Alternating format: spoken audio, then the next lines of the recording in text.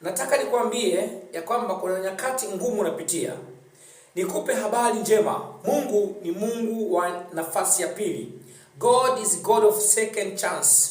Haijalishi umepitia nyakati gani, haijalishi magumu ambayo unakutana nayo, lakini Mungu ni Mungu wa awamu ya pili. Kuna mtu anaitwa Yona ambaye alipewa nafasi ya kwanza ya kwenda kuhubiri mji wa Ninawi. Akapewa nafasi ya kwenda Ninawi. Yona akakataa kwenda Ninawi, akamkatalia Mungu kwamba sitakwenda Ninawi. Mungu ndiye aliyemtuma Yona.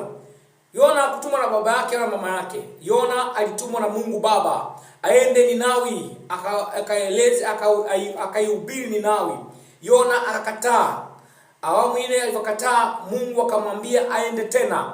Basi Yona akaamua apande merikebu kuelekea Tarshish, mji mwingine. Maandiko yanasema akiwa katika hiyo meli, maandiko yanasema ikatokea tufani. Maandiko yanasema meli ile ikaanza kuzama na mabaharia wakaanza kupata tabu, wakaanza kupoteza mali zao, wakaanza kupoteza vitu vyao. Kuna watu wanapoteza mali zao kwa sababu wamebeba Yona. Kuna watu wanapoteza heshima yao kwa sababu wamebeba Yona. Kuna watu hawaelekei hatua ya mbele kwa sababu wamebeba Yona. Yona ukiwa naye kwenye safari yako au utakuja ufanikiwe. Naomba unisikilize saa hii. Naomba unisikilize kwa makini. Yona ni mtu hatari sana. Kwenye maisha yako ukiwa na Yona atapewa nafasi ya pili, lakini wewe utapoteza mali zako.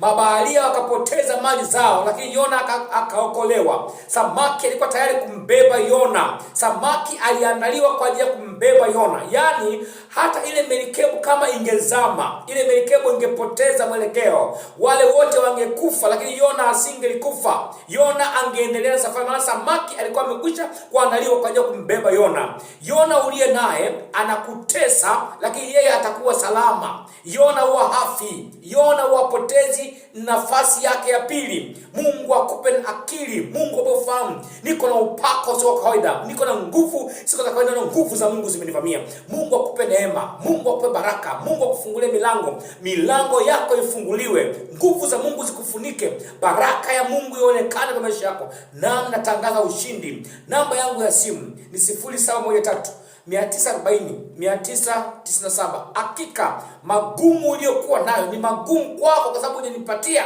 nishirikishe, na Mungu wa mbinguni atayaondoa. Mungu alituma kuondoa aibu katikati ya watu, na aibu iliyokuzonga miaka mingi haitakuzonga tena. Mungu akupe neema. Pokea kibali cha neema kitokacho kwa Mungu Baba katika jina la Yesu.